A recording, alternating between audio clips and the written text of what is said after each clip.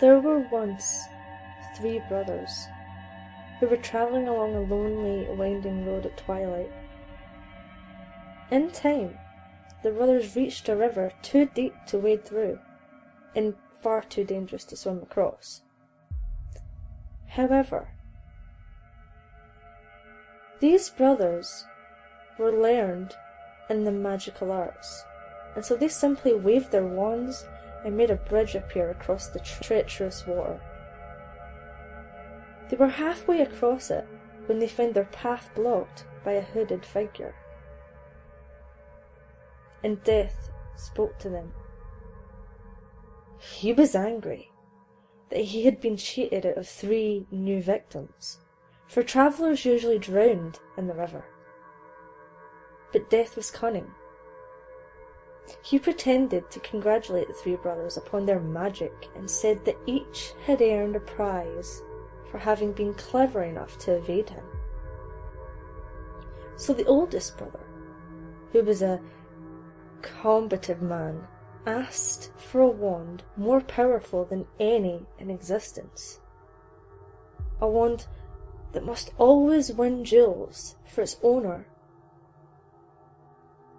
A wand worthy of a wizard who had conquered death. So Death crossed to an elder tree on the banks of the river and fashioned a wand from a branch that hung there. He then handed it to the older brother. The second brother, who was an arrogant man, decided that he wanted to humiliate Death still further and asked for the power to recall others from death. So Death picked up a stone from the river bank and gave it to the second brother. He told him that the stone would have the power to bring back the dead. Death turned to the third and youngest brother and asked what he would like. The youngest brother was the humblest and also the wisest of the brothers, and he did not trust Death. So he asked for something that would enable him to go forth from that place without being followed by Death. And Death, most willingly, handed over his own cloak of invisibility. Death then stood aside and allowed the 3 brothers to continue on their way. And they did so, talking with wonder of the adventure that they had just had, and admiring Death's gifts. In due course, the brothers separated, each for their own destination. The first brother travelled for a week or more, and reaching a distant village, sought out a fellow wizard with whom he had quarrelled.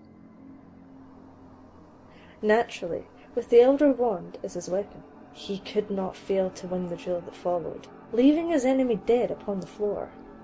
The oldest brother proceeded to an inn, where he boasted loudly of the powerful wand he had snatched from Death himself, and of how it made him invincible.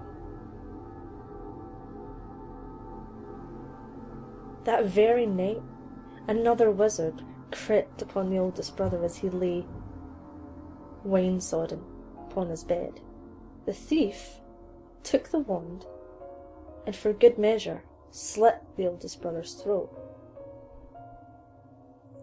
And so Death took the first brother for his own. Meanwhile, the second brother journeyed to his own home where he lived alone. Here he took out the stone that had the power to recall the dead and turned it thrice in his hand.